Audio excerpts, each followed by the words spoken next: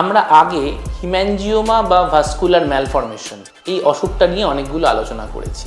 যাদের ক্ষেত্রে এই হিম্যানজিওমা বা ভাস্কুলার ম্যালফরমেশন লো ফ্লো মানে কম ফ্লো হয়, আমি বলেছি তাদের জন্য আমরা একটা ট্রিটমেন্ট অফার করি যেটার নাম হলো স্ক্লেরোথেরাপি। এটা খুবই সস্তার একটা ট্রিটমেন্ট এবং এখানে খুব ব্যথা বা ভয়েরও কিছু নেই। একটা মাত্র ছুঁচ ফুটিয়ে ওই শিরা উপশিরার যে একটা গুচ্ছ তৈরি হয়েছে তার মধ্যে আমরা সেট্রল নামের একটা ওষুধ দিয়ে দিই, যেমন আমি বলেছি। তো অনেকেই আমাকে প্রশ্ন করছেন যে ডাক্তারবাবু কটা সিটিং লাগবে। দেখুন, কটা সিটিং লাগবে এটা কিন্তু প্রত্যেক পেশেন্টে আলাদা। কারুর যদি এই রক্তের গুচ্ছটা খুব ছোট থাকে, হয়তো একটা সেশনেই ঠিক হয়ে গেল। কারোর যদি সেটা খুব বড় থাকে, মাল্টিপল সেশনস 3টে 4টে 5টাও লাগতে পারে।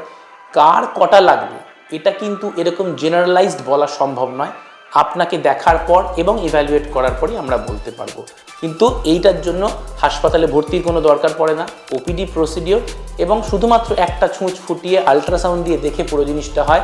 ব্যথারও খুব বেশি ব্যাপার নেই এবং কাটা ছেঁড়া সেলাই তো কোনো প্রশ্নই নেই। তাই হিম্যানজিওমা বা ভাস্কুলার ম্যালফরমেশন থাকলে সঙ্গে সঙ্গে আমাদের সঙ্গে যোগাযোগ করুন। আর এ ব্যাপারে ডিটেলসে জানতে আমাদের চ্যানেল সাবস্ক্রাইব করুন।